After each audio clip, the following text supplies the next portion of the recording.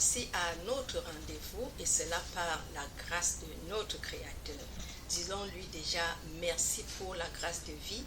Merci pour cette grâce qu'il nous donne d'être ici à notre rendez-vous pour partager ensemble les connaissances qu'il dépose en nos cœurs par le canal du Saint-Esprit. Aujourd'hui, nous abordons avec la deuxième clé sur le pouvoir du contentement. Et cette deuxième clé, nous l'avions titrée « Le contentement dans la société ». Alors, gardez l'écoute.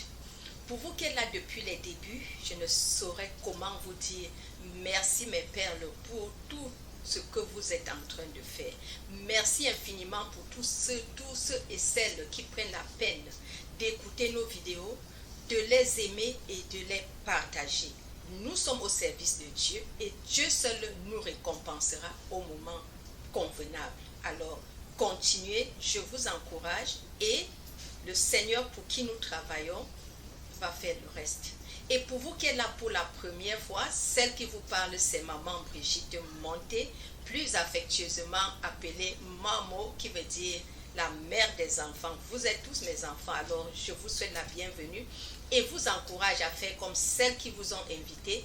Cliquez déjà sur le bouton de notification pour être informé de nos prochaines vidéos et aimez les vidéos, mes perles. Aimez, souscrivez afin qu'ensemble nous puissions apporter un plus à nos vies, à nos familles, à la société et à tous ceux et celles qui nous sont chers. Alors, gardez l'écoute, je vous souhaite la bienvenue. Sans plus tarder, nous allons entrer dans notre sujet. Et avant de partager avec vous le contenu de notre sujet, je voudrais que nous sachions que le contentement ne se retrouve pas dans le matériel, dans ce que nous avons. Le contentement, c'est l'état de notre cœur.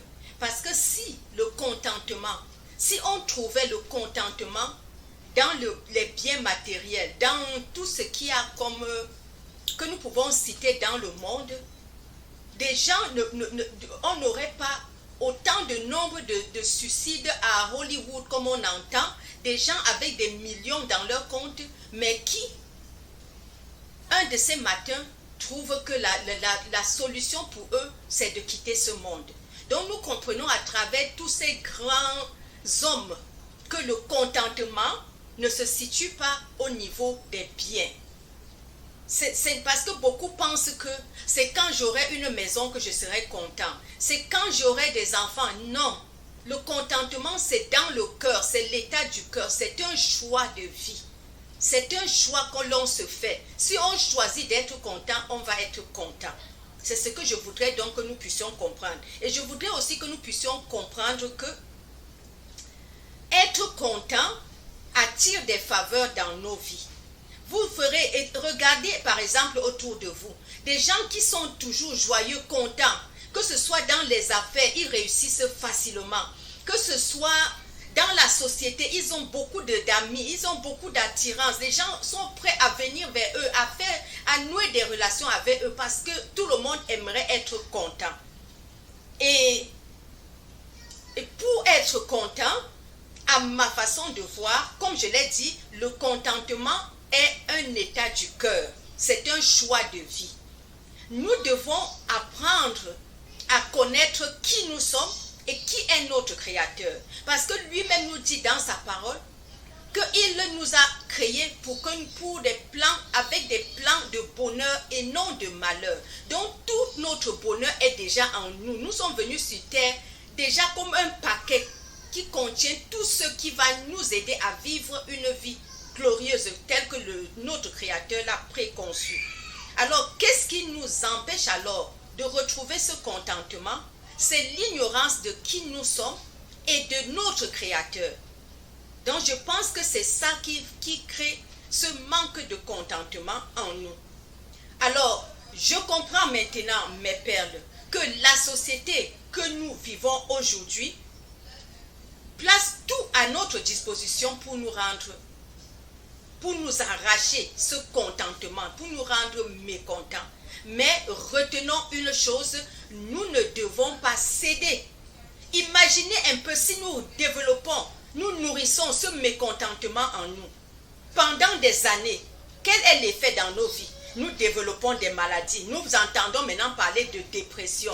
Nous entendons parler de stress. Nous entendons parler des maladies des nerfs et tout ça. Et le plus souvent, toutes ces maladies proviennent du mécontentement, mes perles. Alors ne cédons pas. Même quand les calamités de la vie frappent à nos portes, ça peut être un divorce, ça peut être un décès, ça peut être un incendie, ça peut être la perte d'un être cher. Pleurons, mais ressaisissons-nous. Sachons que chaque événement de la vie est là pour un temps. Relevons-nous, car le meilleur reste à venir. Prenons Dieu par sa parole. Il a dit qu'il a prévu pour nous des plans de bonheur et non de malheur.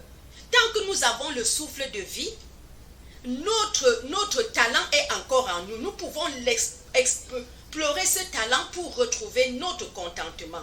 C'est de ça qu'il s'agit. Ne laissons pas que le mécontentement ou les événements de la vie puissent détruire notre futur.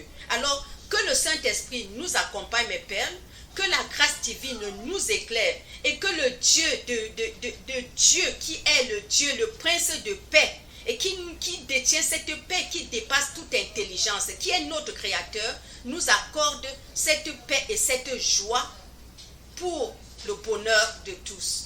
Bon début de week-end et dans la paix. Bye.